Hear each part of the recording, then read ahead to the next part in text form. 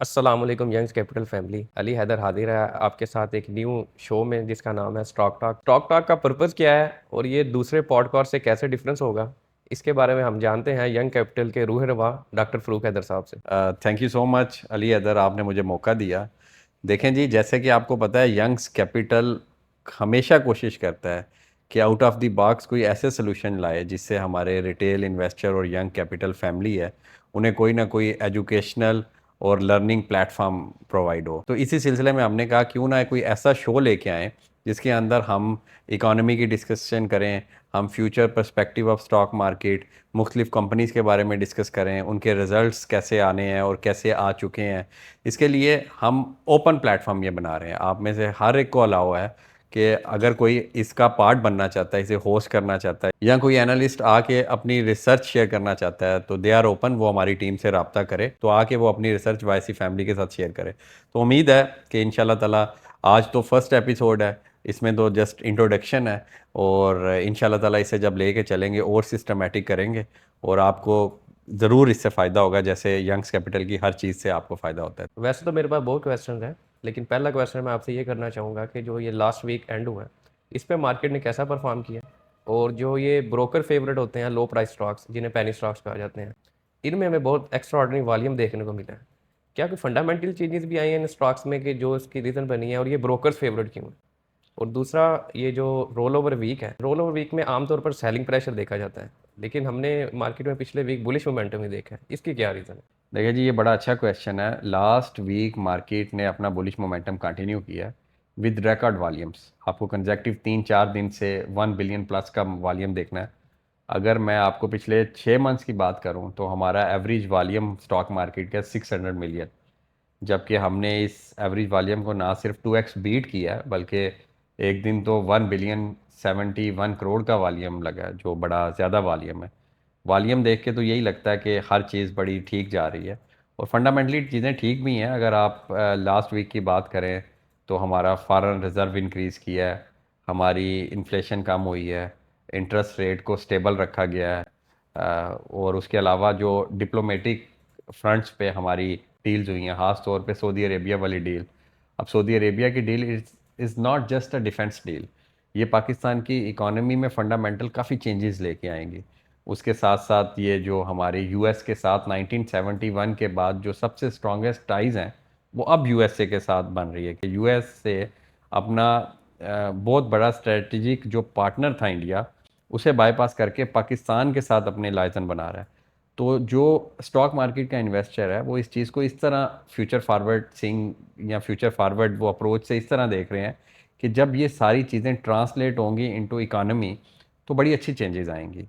तो एक तो ये चीज़ है कि फंडामेंटली हर चीज़ ठीक थी तो मार्केट को ऊपर जाना था। दूसरा, आपने रोल ओवर वीक से क्वेश्चन रिलेटेड पूछा, तो एक चीज़ मैं यहाँ जस्टिफाई कर दूँ और क्लियर कर दूँ अपने सारी वाईसी फैमिली को कि roll over week does not mean कि इसने रूल ऑफ थंब नीचे आना ही आना है।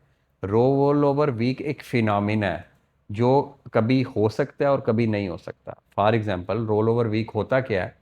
ये लेवरेज और फ्यूचर कॉन्ट्रैक्ट्स होते हैं, इनकी एक डेट होती है। उस डेट पे आखिरी जुम्मा जो होता है, आखिरी फ्राइडे जो होता है एवरी वीक का, तो शेयर्स बेचने होते हैं ताकि नई पोजीशंस लें।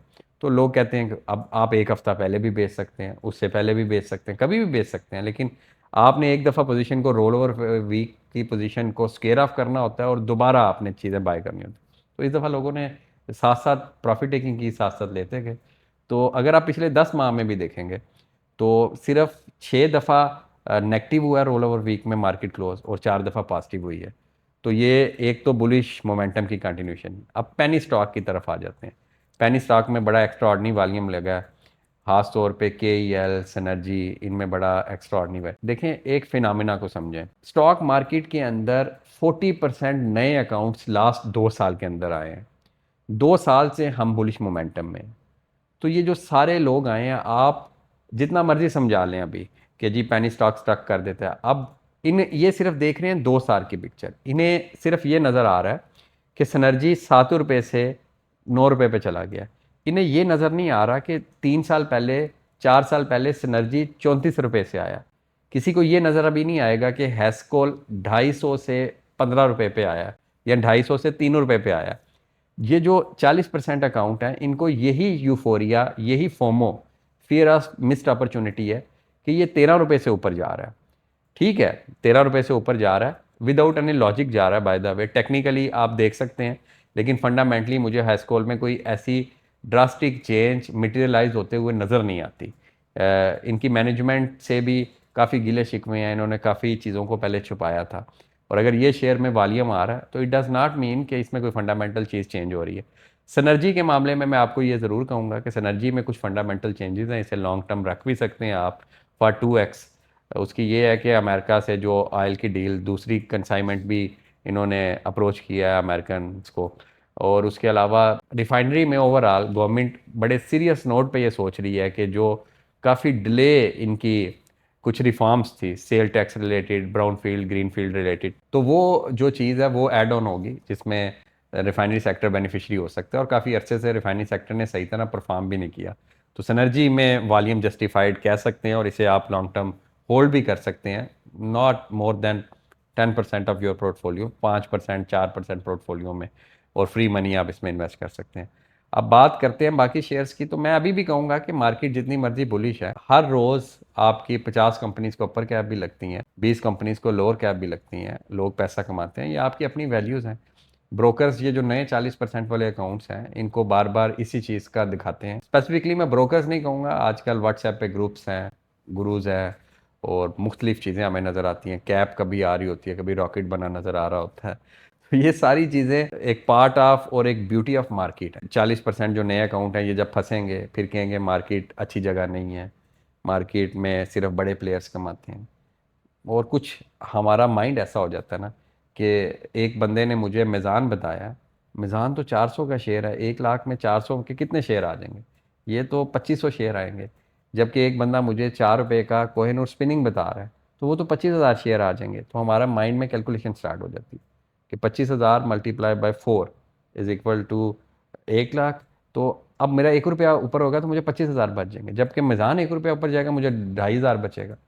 तो ग्रीड है ना इंसान के अंदर, हसलतन ट्रेट वाइज लालच रखा गया, तो ये वजह है। अदरवाइज मार्केट के अंदर अभी भी काफ़ी अच्छे शेयर्स अंडर वैल्यू हैं। को 10 एग्जांपल दे सकता हूँ, लेकिन ये एक मार्केट का हुस्न और मार्केट का तरीका है, और इसे ऐसे ही हमने चलना। सेकंड क्वेश्चन मेरा ये है कि जो लास्ट वीक रिजल्ट्स आए हैं गरीबवाल सीमेंट, बीएफ बायो और ओजीडीसी का, गरीबवाल सीमेंट में ऐसा क्या हुआ है कि रिजल्ट के बाद उसे कंसेक्यूटिव 2 अपर कैप देखने को मिली हैं, और बीएफ बायो का दूसरी फार्मास्यूटिकल्स की जो कंपनीज हैं उसके ऊपर क्या एज है फंडामेंटली, अगर कोई एज है वो बताएं, और ओजीडीसी के रिजल्ट का भी थोड़ा प्रीव्यू करें। देखिए जी, सबसे पहले गरीबवाल की बात करते हैं। मेरी मिड पिक में भी था, मिड टर्म पिक में, और मैं बारहा मॉर्निंग मैसेजेस में भी कहता था, अपनी डिस्कॉर्ड कम्युनिटी को भी कहता था, और ओपनली भी हम ये बता रहे थे कि गरीबवाल में पोटेंशियल है, लेकिन हमें लगता था 3 से 4 माह का पोटेंशियल है, जब चीज़ें मटीरियलाइज होंगी। और गरीबवाल में बेसिकली आपने कंपेयर करना है पिछले क्वार्टर से।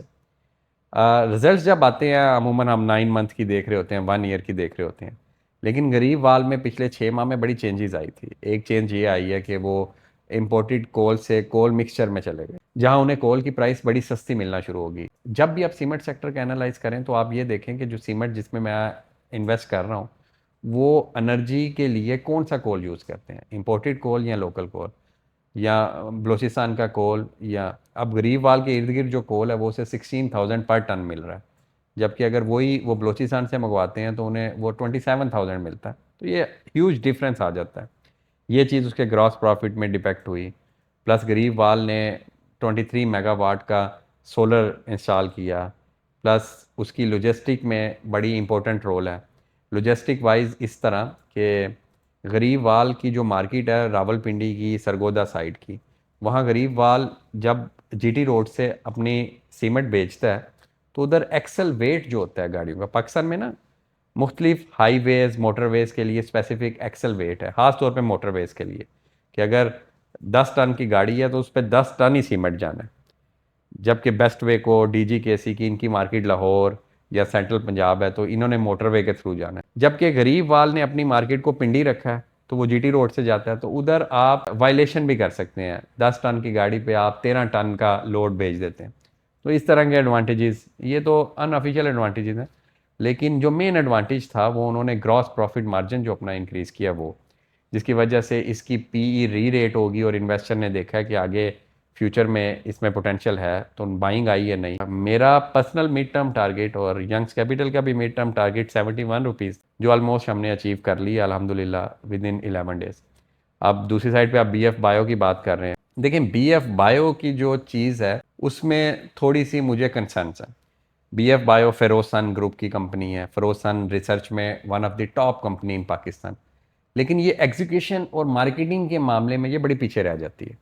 अगर हिस्ट्री को देखें तो 2017 16 17 18 में नई नई मेडिसिन आई स्वाल डी हेपेटाइटिस के लिए और इसने धूम मचा दिया आगे। फिरोज सन 30 रुपये से 200 रुपये पे चला गया, लेकिन फिरोज सन ने वो रिसर्च की, पहली कंपनी थी। उसके बाद फिरोज सन ने उसे एग्जीक्यूशन नहीं अच्छी तरह की, दूसरी कंपनीज ने आके उसी साल्ट के अंदर उसी मेडिसिन में ज़्यादा पैसा कमाना शुरू कर दिया।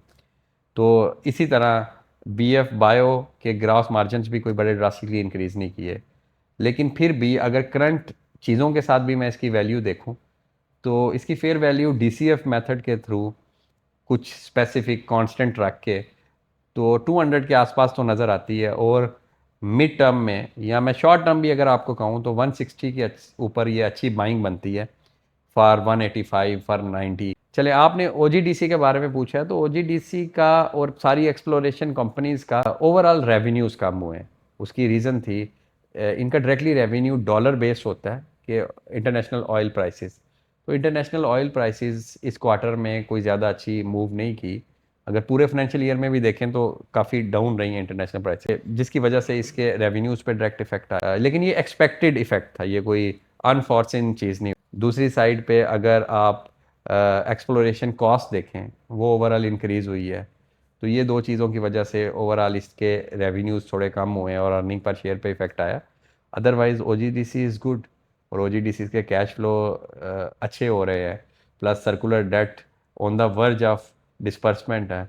ये भी एक हिस्सा दरीना है और दिल्ली दूरस्त वाली बात है, लेकिन इंशाल्लाह ताला इन नेक्स्ट 30 to 45 डेज ओ में काफ़ी अच्छी मूवमेंट देखने को मिल सकती है। बिल्कुल ठीक, इसी वजह से शायद पीपीएल और मारी एनर्जीज मतलब इस सेक्टर की जितनी अदर कंपनीज हैं उनके भी रेवेन्यूज़ कम हमें देखने को मिले हैं रिजल्ट्स में इस क्वार्टर। बिल्कुल ऐसे ही है जी, जितनी भी आपकी अपस्ट्रीम कंपनीज हैं, एक अपस्ट्रीम कंपनीज होती हैं, एक मिड स्ट्रीम होती हैं और एक डाउन स्ट्रीम होती हैं। अपस्ट्रीम जो नीचे से ऊपर लेके आती हैं पेट्रोल, जैसे एक्सप्लोरेशन कंपनीज हैं, इनके सारों के रेवेन्यूज़ कम हुए हैं क्योंकि ये डायरेक्टली इंटरनेशनल ऑयल प्राइसेस इसे इफेक्ट करेंगी। जो मिड स्ट्रीम होती हैं उसमें रिफाइनरीज आती हैं, उसमें भी हमारी काफ़ी फंडामेंटल चेंजेस आ रही हैं। और एक डाउन स्ट्रीम होती है जिसमें ये पीएसओ वगैरह आते हैं। इन पे इतना फ़र्क नहीं पड़ता, लेकिन सबसे ज़्यादा फ़र्क जो पड़ता है वो आपकी अपस्ट्रीम, क्योंकि डायरेक्टली रेवेन्यू इनका डॉलर्स में आ रहा होता है, तो इस वजह से इनके रेवेन्यूज़ कम है। लेकिन फ्यूचर फॉरवर्ड ये तीनों कंपनीज जो आपकी बेहतरीन कंपनीज। तीनों कंपनीज बेहतरीन है जैसे आपने कहा, लेकिन अगर किसी ने मिड टर्म या लॉन्ग पीरियड के लिए रखनी हो तो आपकी क्या चॉइस रहेगी इन तीनों कंपनी? देखिए जी, ये बड़ा क्वेश्चन पूछा जाता है। नो डाउट कि आपकी चारों कंपनीज, मैं तो पोल को भी अच्छा कंसीडर करूँ, लेकिन ये टाइम फ्रेम पे डिपेंड करता है। अगर आप मुझसे पूछते हैं कि मिड टर्म के लिए कौन सी अच्छी होगी, तो अभी देखें, जो एनालिस्ट होते हैं वो नजूमी तो नहीं होते, वो तो सिर्फ नंबर्स को देख रहे होते हैं। तो अगर मुझे मिड टर्म देखना पड़े तो मुझे पीपीएल और ओजीडीसी में ज़्यादा पोटेंशियल नज़र आता है। लेकिन अगर over the time span of 3 years से बाद देखना पड़े, और जिस शेयर को मैं सारी ज़िंदगी रख सकता हूँ वो मारी एनर्जीज़ है, क्योंकि उसके अंदर बड़ी रेवोल्यूशनरी चेंजेस हैं। डाटा सेंटर, उनकी अपनी माइनिंग वाली साइड बड़ी स्ट्रांग हो रही है, प्लस उनके पास रिजर्व रिप्लेसमेंट रेशोज बड़ी ज़्यादा। हम वेरी लॉन्ग टर्म में अगर जाएंगे तो मारी मेरी चॉइस होगी, मिड टर्म में जाएंगे तो शायद मैं ओजीडीसी को ज़्यादा प्रेफर करूँ, और शॉर्ट टर्म में पीपीएल मुझे लगता है ब्रेकआउट दे सकता है कभी भी। तो मेरी ये चॉइसेस ऐसे डिफाइन हो। नेक्स्ट वीक के बारे में अब थोड़ी अपनी ओपिनियन दें कि हमें कैसी अप्रोच रखनी चाहिए। और नेक्स्ट वीक में ना काफ़ी कंपनीज के रिजल्ट्स आ रहे हैं, जिसमें बीबीएफएल, टॉमसीएल, एयरलिंक और निशात मिल, जीएटीएम जैसे ऑटोमोबाइल में गाल जीएचएन है। क्या अपना स्टांस रखना चाहिए नेक्स्ट वीक में? देखिए जी, मार्केट अभी बुलिश मोमेंटम तो कंटिन्यू करेगी, इसमें तो नो डाउट। लेकिन बुलिश मोमेंटम का यही मतलब नहीं है कि बस चलना शुरू हो तो चलती जाए। मार्केट जब 50,000 पे थी तो वहाँ ये कहा जाता था ये 70 टच नहीं करेगी, जब 70 से 90 गई तो ये टच 90 नहीं करेगी, और उसके बाद 1 लाख, फिर 1,20,000, फिर जंगें शुरू होगी, नीचे आ गई, फिर ये कहा जाता था टॉप आ गया 1,23,000, लेकिन मार्केट तो रुकी नहीं। और मार्केट ना मेरे कहने से ना आपके कहने से रुकेगी। मार्केट ने तो अपने फंडामेंटल्स को देखना है। मार्केट को इकानमी ठीक नज़र आएगी, लीडिंग इंडिकेटर है, वो फ्यूचर की बेस पे चलना शुरू हो जाएगी। तो पहली चीज़ तो ये है कि बुलिश मोमेंटम रहेगा, अप डाउन आते रहेंगे। टेक्निकली हम इन चीज़ों को साथ साथ बताते भी रहेंगे। इस चीज़ों को माइंड में रखना भी चाहिए कि मार्केट कभी भी 2, 4, 5 हज़ार की करेक्शन ले तो इट्स अ नॉर्मल करेक्शन, ठीक है, जिस लेवल पे आपका इंडेक्स है। तो मार्केट को आपने इस माइंडसेट के साथ ही देखना कि हर टाइम करेक्शन के लिए भी प्रिपेयर रहना है कि अगर 3, 4, 5 हज़ार की करेक्शन आती है, ऐसी करेक्शन जब आएगी तो जो पेनी स्टॉक होंगे वो वाले स्टक होने के चांसेस होंगे। यहाँ आपकी वैल्यू इन्वेस्टमेंट जीतती है। तो वैल्यू इन्वेस्टमेंट में अगर आप 10-15% भी डाउन आ जाएं तो कोई फ़र्क नहीं पड़ता। जैसे मैंने पूरे वाईसी कम्युनिटी को पता है कि एक शॉर्ट टर्म ट्रेड ली एंग्रो फर्टिलाइज़र की 202 रुपये, और मेरा टारगेट था 220 रुपये का, और मेरा स्टॉप लॉस मैंने कहा इट्स ओपन क्लोजिंग बेसिस। लेकिन एंग्रो चलता चलता 168 पे आ गया पिछले दिनों, या आज से 2 माह पहले की बात। मैंने 1-2 डिविडेंड लिया और उसे होल्ड रखा, वैल्यू इन्वेस्टमेंट थी। आगे से मुझे वो 230 रुपये पर मैं एवरेज करते उसे 190 पे ले आया, और अल्हम्दुलिल्लाह उसी ट्रेड में मैंने 37% कमा लिया 3 माह में। हालांकि मैं स्टक हुआ। ये होता है वैल्यू इन्वेस्टमेंट। यही मैं स्टक होता अगर परवेज़ अहमद सिक्योरिटीज़ में या WTL में, तो मैंने कभी एवरेज नहीं करनी थी। और शायद परवेज़ अहमद सिक्योरिटी 104 रुपये, एक मुझे दोस्त ने मैसेज किया पिछले दिनों कि जी अल्हम्दुलिल्लाह 10 साल बाद मैंने परवेज़ अहमद सिक्योरिटीज़ को 5 रुपये पे बेच दी। अब मुझे नहीं पता था उसे मुबारक देनी है या उसे डांटना है या उसे क्या कहना है, मतलब ये आप ही फैसला करेंगे और यंग्स कैपिटल फैसला करेगी। तो इसमें स्टक होने के चांसेस होते हैं, अदरवाइज हाई गेन तो होता है, ठीक। तो ये इसमें आपने देख। यहाँ से मैं आपसे एक क्वेश्चन पूछना चाहूँगा जो कि आम पब्लिक का बड़ा बार बार पूछे जाने वाला क्वेश्चन, कि मार्केट जो है 2-3 साल के अरसे में 47,000 से 162,000 पे चली गई, इसकी क्या रीज़न है? और मार्केट क्या अभी आगे 162,000 से भी ऊपर जा सकती है? ये जो मार्केट को जो मूव किया है, ये मेन किस सेक्टर ने मूव किया? तो मैं आपको चलें दोनों क्वेश्चंस कहाँ से कर दो, पिछले का भी आपका वो पार्ट पड़ा है, नेक्स्ट वीक को हमने कैसे देखना है, उसमें कुछ कंपनीज को हम डिस्कस भी कर। तो सबसे पहले मैं ये बता दूं कि मार्केट ये जो गई है ये फंडामेंटल रीजंस पे गई है, टेक्निकल रीजंस पे नहीं। फंडामेंटली हर चीज़ बेहतर हो रही थी, अभी मैंने पहले भी आपको बताया है, मैं आगे बताता भी रहूँगा आपको। लेकिन मेन सेक्टर जो है पाकिस्तान स्टॉक मार्केट का, दैट इज़ बैंकिंग सेक्टर।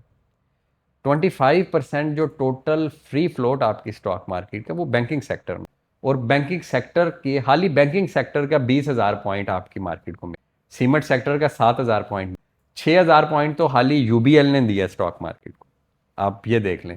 तो ये सारी रीजंस हैं, और बैंक्स ने क्यों दिया है इसकी भी स्पेसिफिक रीजंस है, जिसको हम इंशाल्लाह डिटेल में डिस्कस भी करेंगे। सीमेंट ने क्यों दिया और आगे कौन से देने वाले हैं। अब अगर मैं शॉर्ट टर्म में आऊँ और मैं नेक्स्ट वीक की बात करूँ, मैंने आपको बताया बुलिश मोमेंटम करेक्शन रहेगी। हम स्पेसिफिकली बात करते हैं रिजल्ट्स की। BBFL का रिजल्ट है, वो तो शायद आज ही रिजल्ट है सैटरडे को।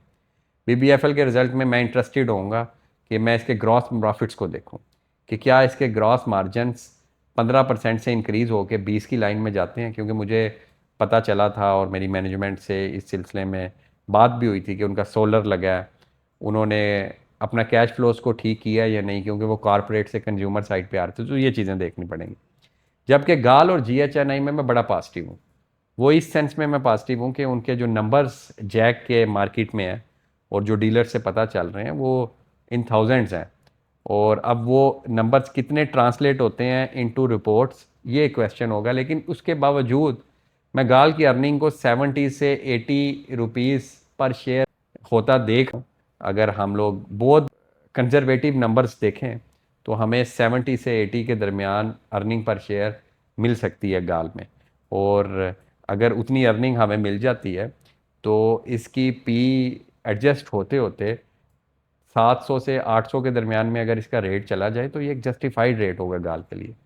जहाँ तक मैं निशात की आपने रिजल्ट की बात की, तो Nishat is a very good share, और इसमें फंडामेंटली चेंजेस आएंगे।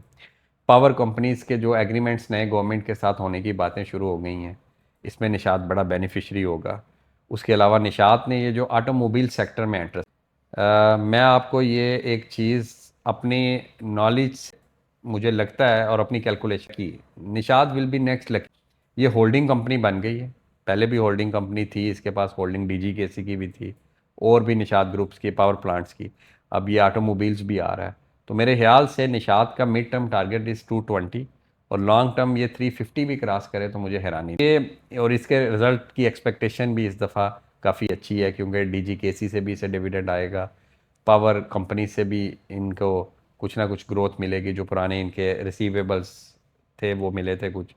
तो I am very hopeful from Nishat. चीज़ ये है टेक्नोलॉजी के आप टेक्नोलॉजी का भी किसी का बता रहे थे, वो किसका? टेक्नोलॉजी में आज दो इंपॉर्टेंट रिजल्ट्स हैं, एक एयरलिंक, दूसरा ये दोनों कंपनीज बड़ी इंपॉर्टेंट कंपनीज है। एयरलिंक का जी रिजल्ट की रेवेन्यूज़ को तो इस डाउन साइड देखना पड़ सकता है क्योंकि मोबाइल्स की अगर जो डाटा एयरलिंक में जुलाई और अगस्त का जो डाटा था ये कोई अच्छा डाटा, स्ट्रीट कंसेंसस यही है कि रेवेन्यूज़ ड्रॉप, लेकिन ओवरऑल एयरलिंक के शेयर्स ने मुझे लगा कि ऑलरेडी रिजल्ट प्री में ले लिया है। जहाँ तक TRG का, तो TRG का मैं पहले ही आपको प्रोडिक्ट कर दूं कि उसका रेवेन्यू ज़ीरो होगा, उसकी जो अदर इनकम्स ही आ रही हैं जो जो उन्होंने इन्वेस्टमेंट्स की हैं वही आएगा, क्योंकि TRG का कि वो TRG के ज़ियाद चिश्ती सी जो लड़ाई झगड़े हैं और ओनर्स की आपस में मसले मसाइल हैं उसकी वजह से TRG पे इसका इफ़ेक्ट रहेगा। लेकिन ओवरऑल TRG स्मूथली अभी मूव नहीं करेगा और वही अप डाउन और टेक्निकल लोग इसमें से पैसा कमाएंगे और निकल जाएंगे। TRG अ गुड शेयर आजकल, अगर इसका चीज़ें सॉर्ट आउट हो जाए then we will think Airlink long term के लिए it's a good share, short term में भी इसमें मूवमेंट है और मुझे लगता है कि इसने अपने रिजल्ट का नेगेटिव इफेक्ट भी अब्जॉर्ब कर। डॉक्टर साहब, इस दफ़ा हम इस अपनी पॉडकास्ट को थोड़ा एक्सटेंड नहीं करेंगे और हमें जाते जाते बस आप एक मिड टर्म जेम बता दें, जैसे आपने गरीबवाल का बताया था, जो ये इस रेट से 20-30% अपसाइड पोटेंशियल 6 मंथ से 1 ईयर में दीजिए। देखें जी, ये बड़ा मुश्किल क्वेश्चन होता है और ये शुक्र है कि आपने मुझे मिड टर्म या लॉन्ग टर्म का ही पूछा है। शॉर्ट टर्म का पूछते तो शायद मुझे नजूमी बनना पड़ता और आपका हाथ देखना पड़ता। नेक्स्ट टाइम आपसे हम शॉर्ट टर्म के बारे में ज़रूर पूछेंगे। शॉर्ट टर्म आप ना भी पूछें तो सारे शॉर्ट टर्म ही पूछते हैं, हर एक को आजकल बाय सेल चाहिए कि बाय कहाँ करें सेल कहाँ करें। अगर मैं मिड टर्म की बात करूं तो मिड टर्म में मुगल स्टील के बारे में आप देख सकते हैं। क्यों देख सकते हैं? मैं पूरी यंग्स कैपिटल फैमिली को भी कहूँगा, जब भी कोई आपको शेयर बताता है या जब भी कोई आप शेयर पढ़ते हैं या जब भी कोई आपको टिप देता है, कोई रिकमेंडेशन देता है, तो एक दफ़ा वाई ज़रूर पूछें। वाई के बगैर उसे कोई फ़र्क नहीं पड़ेगा। कि मैं आपको फ़र्ज़ किया कह दूं कि सुबह आप परवेज़ अहमद सिक्योरिटी ले लें, तो मुझे क्या फ़र्क पड़ेगा आपको उससे प्रॉफिट हो लॉस हो। तो आप वाई करने से आपको रीज़न पता चल जाएगी। तो मुगल स्टील क्यों लें? मुगल स्टील इस टाइम 88-89 का ट्रेड हो रहा है और इसमें पोटेंशियल है अप टू 120 अगले 6 माह में, और 120 पे अगर जाता है तो आपको 30 रुपये का गेन मिल जाएगा। दैट इज़ 40% टू 50% गेन आपको एक्सपेक्ट किया जा सकता है। आप मुगल से एक्सपेक्ट कर सकते हैं, कोई ऐसा इशू नहीं। क्यों? पहली चीज़ ये है कि मुगल स्टील्स की यूटिलाइजेशन कैपेसिटी जो यूटिलाइज हो रहा है उसको काफ़ी ऑर्डर्स मिल रहे हैं, उसका बिजनेस ग्रो कर रहा है, रेवेन्यू सेक्टर की यूटिलाइजेशन कैपेसिटी है 30%, जबकि मुगल की यूटिलाइजेशन कैपेसिटी है 45 to 50%। इसका मतलब है कि ये अच्छी यूटिलाइजेशन कैपेसिटी पे है। सेकंड चीज़ ये है मुगल की कि उसने अपनी कॉस्ट एफिशिएंसी पे बड़ा काम किया है। अभी उन्होंने कोल का अपना कैपिटिव प्लांट लगाया जिससे वो एनर्जी ले रहे हैं, जिससे 36 मेगावाट का, जिससे पर यूनिट इसे 9 रुपये बिजली सस्ती मिलेगी और ये बड़ा इफेक्ट करेगा। 2 रुपये का सीधा सीधा इफेक्ट यही चीज़ कर देगी उसकी।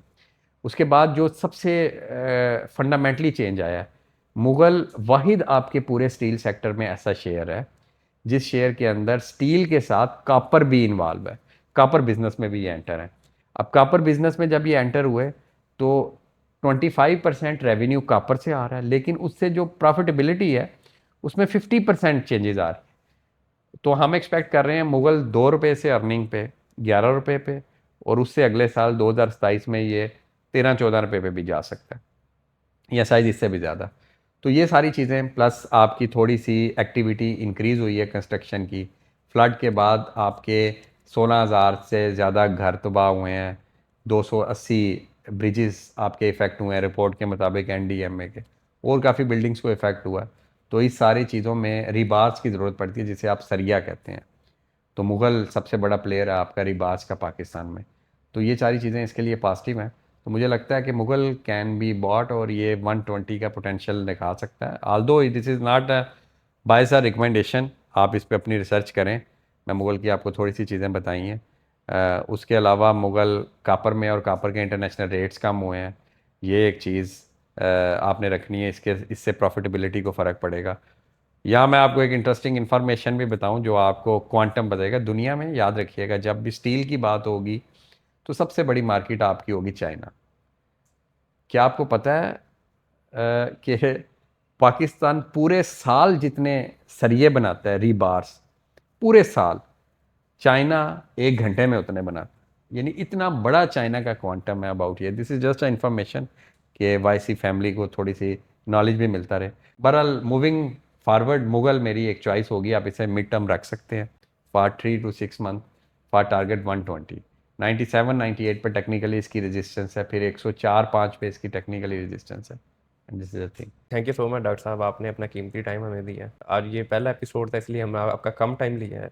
इंशाल्लाह नेक्स्ट जो पॉडकास्ट होगी उसमें आपसे कम्प्रीहेंसिव डिस्कशन होगी। कंप्रीहेंसिव डिस्कशन करें, लेकिन आपने बाय सेल नहीं पूछा। इससे हमें यही मसला रहता है कि हम किसी को बता देते हैं कि ये चीज़ बाय कर लें, वो अगले दिन हमें पूछते हैं आपने कहा था बाय कर लें, ये तो चल ही नहीं रही, नीचे आ रही है। तो ये बस इस तरह की चीज़ों से बचिएगा। और मैं अपनी वाईसी फैमिली को भी कहता हूँ कि किसी ने आपको पैसे कमा के नहीं देने, आपने अपने पैसे खुद बचाने हैं और खुद कमाने हैं, और इसके लिए आप थोड़ी सी लर्निंग की तरफ फोकस करें। थैंक यू जी। इसी के साथ मुझे दीजिए इजाज़त, मिलते हैं इंशाल्लाह आपसे नेक्स्ट वीक न्यू एपिसोड में। और जो अपनी आपकी सजेशन होगी वो काइंडली ज़रूर कमेंट में लिखिएगा, और अपना बहुत सारा ख्याल रखिएगा। अल्लाह हाफिज़।